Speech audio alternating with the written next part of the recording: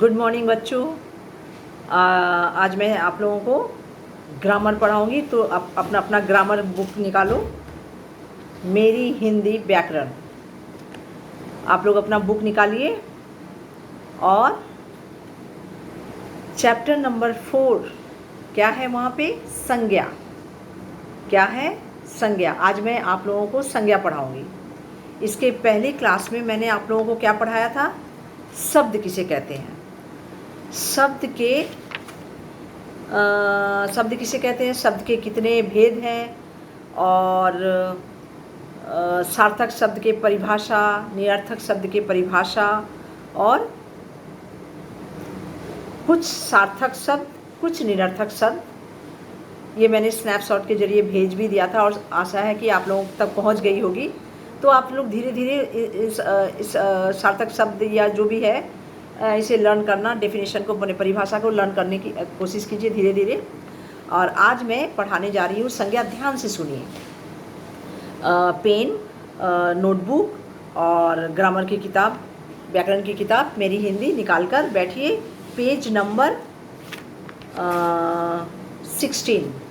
संज्ञा चैप्टर का नाम है संज्ञा। संज्ञा किसे कहते हैं? संज्ञा किसे कहते हैं? किसी भी, ध्यान से सुनिए, ध्यान से अगर सुनेंगे तो आप लोग बिना लर्न किए भी लिख पाएंगे। किसी भी, संज्ञा किसे कहते हैं? किसी भी व्यक्ति, स्थान, वस्तु या भाव के नाम को संज्ञा कहते हैं। किसी भी व्यक्ति, स्थान, वस्तु या भाव के नाम को संज्ञा कहते हैं। आप लोगों ने इंग्लिश में नाउन, व्हाट इज़ नाउन पढ़ा होगा, उसी को हिंदी में संज्ञा कहते हैं। अब एग्जाम्पल क्या है? उदाहरण जैसे बच्चा, पाठशाला, फल, पुस्तक, मित्रता, बचपन आदि। जितने भी उदाहरण मैंने अभी पढ़े ना, उसमें से कुछ है व्यक्ति, कुछ है स्थान, कुछ है वस्तु या भाव। भाव मतलब फीलिंग्स। तो संज्ञा किसे कहते हैं? किसी भी व्यक्ति, वस्तु, स्थान या भाव के नाम को संज्ञा कहते हैं। अब संज्ञा के भेद कितने हैं? संज्ञा के 3 भेद हैं: व्यक्तिवाचक, जातिवाचक, भाववाचक। व्यक्तिवाचक संज्ञा किसे कहते हैं? आपको लर्न करना होगा व्यक्तिवाचक संज्ञा किसे कहते हैं, क्योंकि अगर लर्न नहीं करेंगे तो जब मैं कुछ लाइनें दे दूंगी और आप लोगों को बताना ये कौन सा ये है, संज्ञा है, तो बिना डेफिनेशन, परिभाषा लर्न किए आप लोग लिख नहीं पाएंगे। इसलिए व्यक्तिवाचक संज्ञा किसे कहते हैं देखते हैं, पढ़ते हैं। जिस संज्ञा शब्द से किसी विशेष व्यक्ति, जिस संज्ञा शब्द से किसी विशेष व्यक्ति, वस्तु या प्राणी का बोध होता है उसे व्यक्तिवाचक संज्ञा कहते हैं। जैसे मदर टेरेसा विशेष व्यक्ति, राम, उमा, दिल्ली, दिल्ली एक विशेष स्थान। तो ये विशेष व्यक्ति, स्थान के नाम हैं। ये विशेष व्यक्ति और स्थान के नाम हैं, अतः यह व्यक्तिवाचक संज्ञा कहलाते हैं। क्या कहलाते हैं? व्यक्तिवाचक संज्ञा। मदर टेरेसा सिर्फ एक विशेष महिला का नाम है, एक विशेष महिला का नाम है। उसी तरह दिल्ली जो है एक जगह का नाम है, एक विशेष शहर का नाम है। तो ऐसे ही हमारे पालतू जानवरों के भी विशेष नाम होते हैं, होने के कारण वे भी कभी व्यक्तिवाचक संज्ञा बन सकते हैं। ठीक है। अब है जातिवाचक संज्ञा। जातिवाचक संज्ञा क्या है, किसे कहते हैं? जिस संज्ञा शब्द से किसी एक ही जाति के प्राणी, स्थान या वस्तुओं का बोध होता है उसे जातिवाचक संज्ञा कहते हैं। जातिवाचक संज्ञा किसे कहते हैं? जिस संज्ञा शब्द से किसी एक जाति के प्राणी, स्थान या वस्तुओं का बोध होता है उसे जातिवाचक संज्ञा कहते हैं। जैसे पंछी एक विशेष जाति के, मतलब पंछियों के बारे में, मतलब एनिमल्स। लड़कियां एक जाति, मनुष्य जाति, घोड़े और एक विशेष जाति का बोध करा रहे हैं, अतः यह सब जातिवाचक संज्ञा कहलाते हैं। ये सभी जातिवाचक संज्ञा कहलाते हैं, परंतु इनका कोई नाम नहीं है। लेकिन अगर नाम दे दिया जाए, लड़कियां, लड़कियों के नाम तो है नहीं, घोड़े कोई नाम तो है नहीं, पंछी कोई नाम तो है नहीं। सो नाम अगर नहीं है तो ये जातिवाचक संज्ञा है। पर अगर नाम दे दिया जाए, मिट्ठू, राधा या चेतक, अगर इसे नाम दे दिया जाए तब ये व्यक्तिवाचक संज्ञा बन जाता है। ध्यान से सुनिए, अगर किसी एक जाति का बोध कराए तो वो जातिवाचक कहलाता है, लेकिन अगर उसका अगर कोई नाम दे दिया जाए तो वो व्यक्तिवाचक हो जाता है। जैसे एग्जाम्पल के तौर पे मैं यहाँ पे आपका दिया हुआ है बुक में, आकाश में तोते उड़ रहे हैं, आकाश में तोते उड़ रहे हैं। तोते तो जातिवाचक है, लेकिन अगर उसका नाम हमारे घर में मिट्ठू तोता है तो इस तोते का नाम अगर मिट्ठू दे दिया जाए तब हो जा रहा है ये मिट्ठू व्यक्तिवाचक। इस बात को ध्यान रखिएगा। नेक्स्ट है भाववाचक संज्ञा। भाववाचक संज्ञा किसे कहते हैं? जिस संज्ञा शब्द से किसी एक भाव का बोध होता है, जिस संज्ञा शब्द से किसी एक भाव का बोध होता हो तो उसे भाववाचक संज्ञा कहते हैं। जैसे किसी एक भाव को दिखाया जा रहा है, जैसे ममता, बचपन या वीरता, यह सब भाववाचक संज्ञा कहलाती है। भाववाचक संज्ञा को हम ना देख सकते हैं ना छू सकते हैं, क्योंकि वीरता को आप छू नहीं सकते, बचपन को आप फील कर सकते हैं, महसूस कर सकते हैं, पर देख तो सकते नहीं हैं। ममता को भी देख नहीं सकते, सिर्फ महसूस कर सकते हैं। भाववाचक संज्ञा को देख या छू नहीं सकते। कुछ और,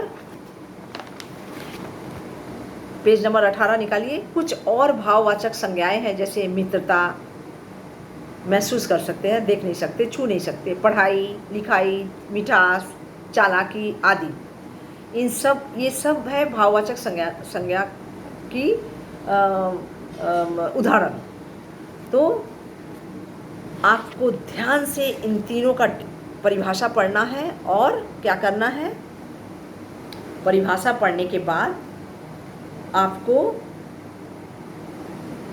थोड़ा चिंतन मनन करना होगा, तब आप बता पाएंगे ये कौन सा संज्ञा है, जातिवाचक है या व्यक्तिवाचक या भाववाचक।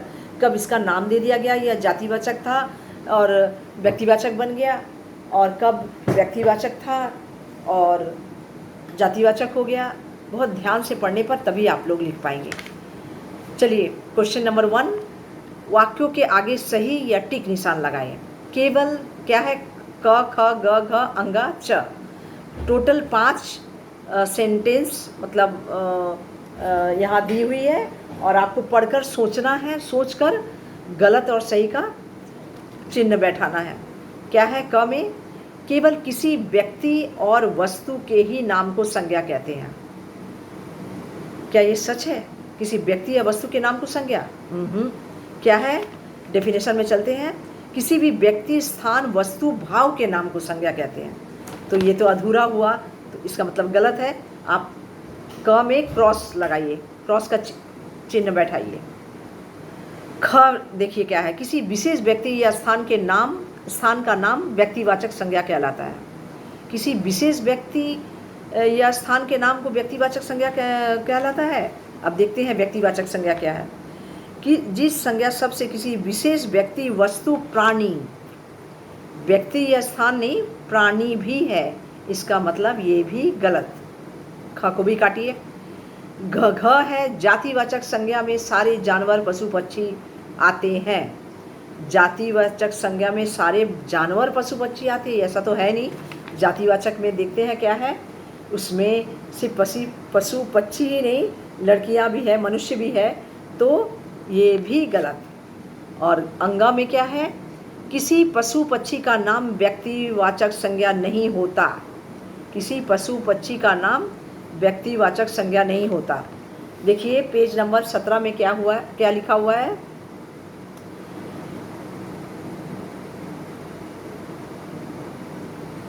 क्या है? हाँ, अंगा में क्या है, किसी पशु पक्षी का नाम व्यक्तिवाचक संज्ञा नहीं होता। व्यक्तिवाचक में हम लोग चलते हैं। यहाँ क्या दिया हुआ है कि किसी विशेष व्यक्ति या स्थान के जिस संज्ञा सबसे किसी विशेष व्यक्ति, वस्तु या प्राणी का बोध होता है उसे व्यक्तिवाचक संज्ञा कहते हैं। और व्यक्तिवाचक संज्ञा हमारे पालतू जानवरों के भी विशेष नाम होने के कारण वे भी कभी व्यक्तिवाचक संज्ञा बन जाते हैं। और यहाँ है किसी पशु पक्षी का नाम व्यक्तिवाचक संज्ञा नहीं होता।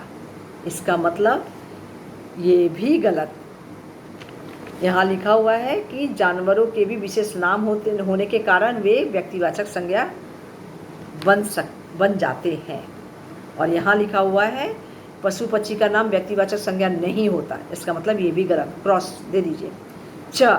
भाव को भाववाचक संज्ञा कहते हैं। ये ठीक है, भाव को ही भाववाचक संज्ञा कहते हैं। नेक्स्ट, संज्ञा के भेद और 3 उदाहरण सहित लिखे। तीनों संज्ञा को आप लोग परिभाषा लर्न करें और तीनों के 2 3 उदाहरण लर्न तो आप लोग को करना ही है, क्योंकि क्वेश्चन जब मैं एग्ज़ाम में दूंगी तो आप लोगों को लिखना पड़ेगा। और नीचे वैसे भी नीचे दिया हुआ है एक क्वेश्चन ग में क्या है, निम्नलिखित वाक्यों में से संज्ञा शब्द छांटकर भेद के आधार पर लिखे। उदाहरण, पशुओं में चेतक की तीव्रता का जवाब नहीं है। चेतक की तीव्रता का जवाब नहीं है। उदाहरण एक दिया हुआ है, इसमें चेतक और तीव्रता जो है संज्ञा शब्द छांटकर भेद के आधार पर। चेतक क्या हो गया, नाम दे दिया गया है एनिमल्स का, तो क्या हो जा रहा है, जातिवाचक। नाम दे देने से क्या हो जा रहा है, जातिवाचक। और तीव्रता भाववाचक। इसमें भी क ख ग घ अंगा दिया हुआ है, आपको बताना है कौन सा संज्ञा है, भाववाचक या जातिवाचक या व्यक्तिवाचक। कक्षा में सोहन अच्छी पढ़ाई करता है। पढ़ाई भाववाचक, सोहन आपका क्या हो रहा है, सोहन व्यक्तिवाचक, कक्षा जातिवाचक, जाति के प्राणी, स्थान ये स्थान, इसका मतलब जातिवाचक। कक्षा जातिवाचक, कक्षा जातिवाचक। ये जो भी मैं लिख रही हूँ आप लोगों को स्नैपशॉट के जरिए मैं भेज दूंगी। सोहन व्यक्तिवाचक, आप लोग मेरे साथ साथ लिख भी सकते हो। कक्षा जातिवाचक, सोहन व्यक्तिवाचक, पढ़ाई भाववाचक। ख में है, शहरों में दिल्ली की सुंदरता अद्भुत है। शहरों स्थान है, स्थान मतलब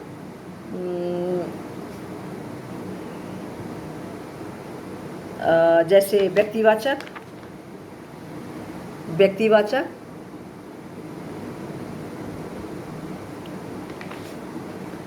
और दिल्ली जगह का नाम दिया हुआ है आप लिख सकते हैं व्यक्तिवाचक। सुंदरता भाववाचक। अब चलते हैं ग में। फलों में मुझे चीकू की मिठास अच्छी लगती है। फलों ये फलों फल संज्ञा तो है लेकिन वस्तु व्यक्तिवाचक, क्योंकि व्यक्तिवाचक संज्ञा का जो परिभाषा है उसमें लिखा गया है जिस संज्ञा सबसे किसी विशेष व्यक्ति, वस्तु या प्राणी, वस्तु के अंदर आ जा रहा है फल, चीकू भी, और ये दोनों है व्यक्तिवाचक।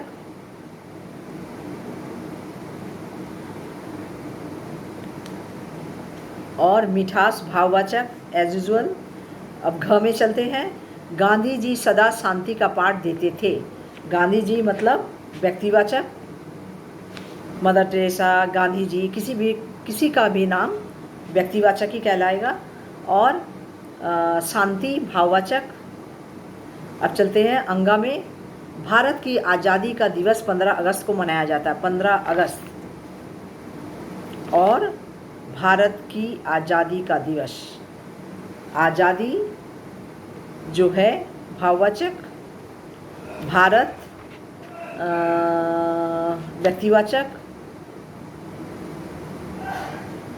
आज़ादी भाववाचक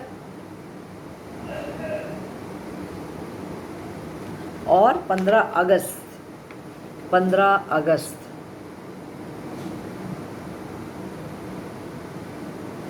बस इतना ही करना है। और व्यक्तिवाचक, जातिवाचक, भाववाचक के दो दो उदाहरण लिखना है।